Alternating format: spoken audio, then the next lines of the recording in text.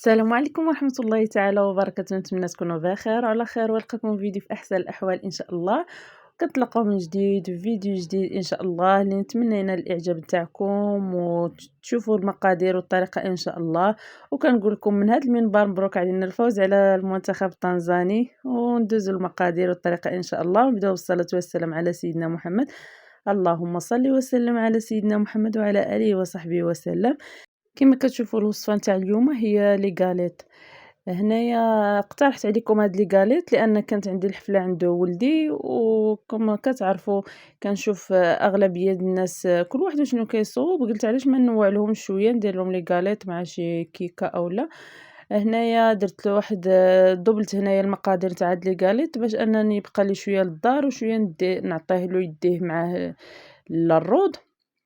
وهنايا غادي نعطيكم هنايا كما كتشوفوا راه المقادير عندي هنايا مضوبلين، انا غادي نعطيكم مقادير نتاع نص المقادير. انا هنايا راه دوبلتهم. هنايا كما كتشوفوا درت واحد القبيصه د الملحه في هذيك القصعه، درت 2 كيسان تاع السنيده، 2 كيسان تاع الزيت. هنايا كما كتشوفوا كنعبر بالكاس نتاع الرايب اللي كيكون عند صحاب المحلابات، ماشي بكاس العنبه. هذا راه كبير على كاس العنبه شويه. درت 2 كيسان الزيت و2 كيسان د السكر سنيده وشويه د الملحه وشويه د الفاني. وهنايا درت 5 د البيضات. الا كان عندك البيض كبير ديري غير 4. انا هنا حيت شت البيض عندي رقيق شويه درت 5. وما هي في الاصل كندير 2 بيضات الا كانوا كبار مع كاس نتاع السنيده مع كاس نتاع الزيت مع شويه د الملحه مع الفاني مع معلقه نتاع العسل، مع 2 خميرات حمر. الخميره الكيماويه كندير 2. هنايا غادي ندير 4. هنايا راه غادي تلقاو المقادير في صندوق الوصف.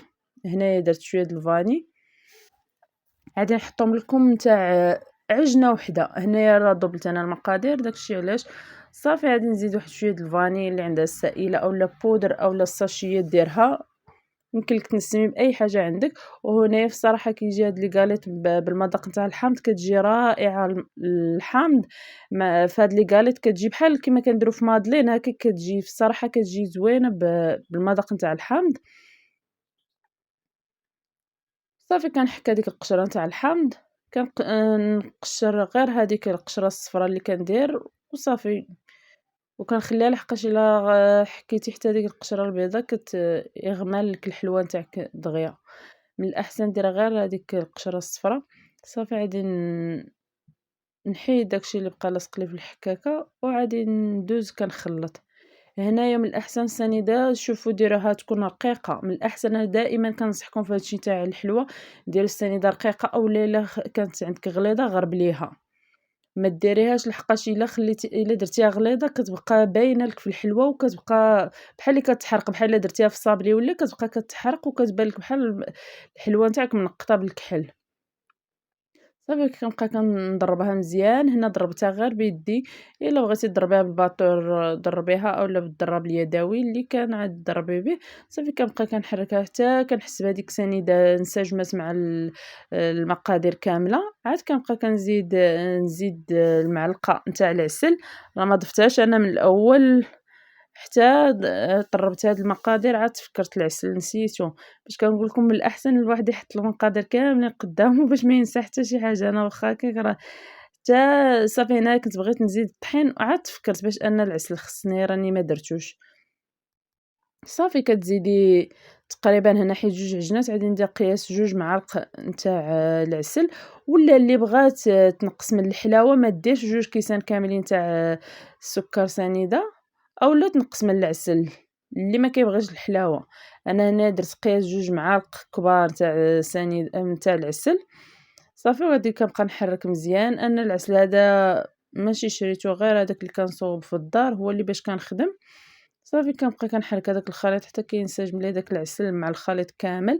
عاد كنبقى كنضيف الطحين شويه بشويه، وكنضيف الخميره الكيماويه، كنضيف 4 د الخميرات حمر.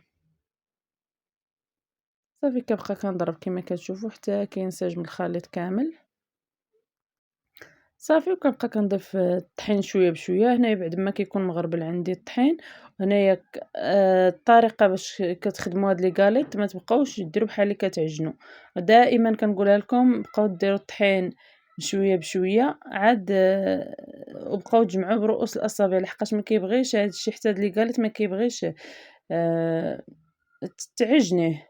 صافي هنايا كنضيف هادوك 4 د الأكياس د الخميرة كيماوية وكنبقى نضيف الخليط شوية بشوية حتى كيتجمع لي الخليط. هانتوما الطريقة راه كنبقى كنجمع غير بحال اللي كنرون العجينة حتى كيدخل فيها هداك الطحين وعاود كنزيد شوية شوية بشوية. وهاد العجينة نتاع لي قاليت ما كتبغيش تكون قاصحة، من الأحسن تكون مرخوفة ما تكونش عاود كتلصق لك في يديك. إلا كانت كتلصق لك عادي تدخليها الفران عادي تسيح لك. بقاي تضيفي شوية بشوية عادي تخليها رطبة وفي نفس الوقت ما كتلصقلكش، لحقاش غير الزيت والبيض والسنيدة راه كتبقى كتلصق لك في القصعة.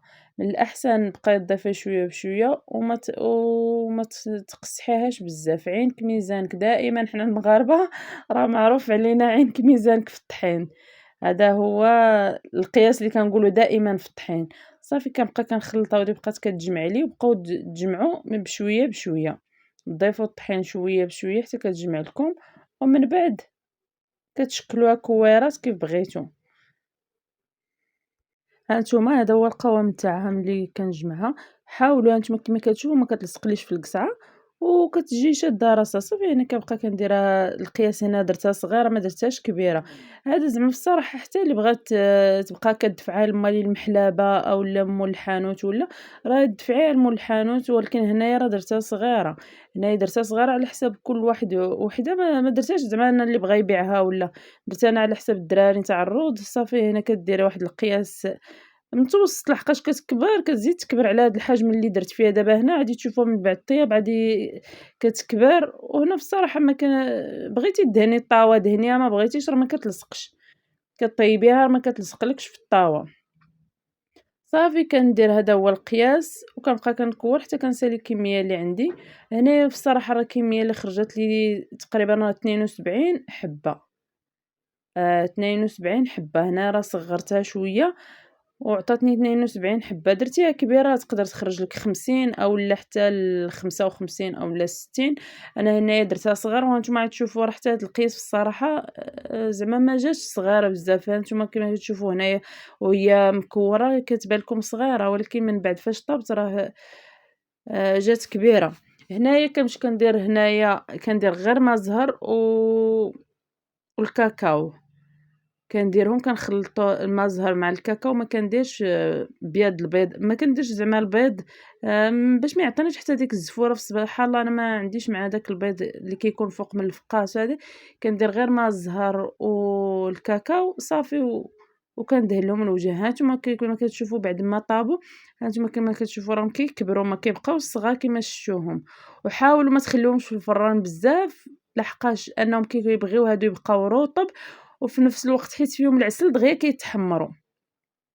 حاولوا ما تجهدوش عليهم الفران وخليهم يطيبوا على خاطرهم. وهاد اللي قاليت راه تبغيهم فطور الصباح اولا يديهم الدراري معاهم مدرسه. زعما في الصراحه كيهنيوك من هذيك السقطه تاع الزنقه اولا شي حاجه اللي ضرهم. الاحسن هادو ساهلين وكيخرجوا الكميه كبيره. ونتمنى ينالوا الاعجاب نتاعكم وما تبخلوش عليا بالتعاليق لحقاش كنشوف التعاليق نتاعكم كنعرف ان الحاجه عجبتكم. داكشي باش كنتشجع نعاود ندير لكم وصفه اخرى. ونتمنى ينالوا الاعجاب نتاعكم والى فيديو اخر ان شاء الله. خليت لكم الراحه. السلام عليكم.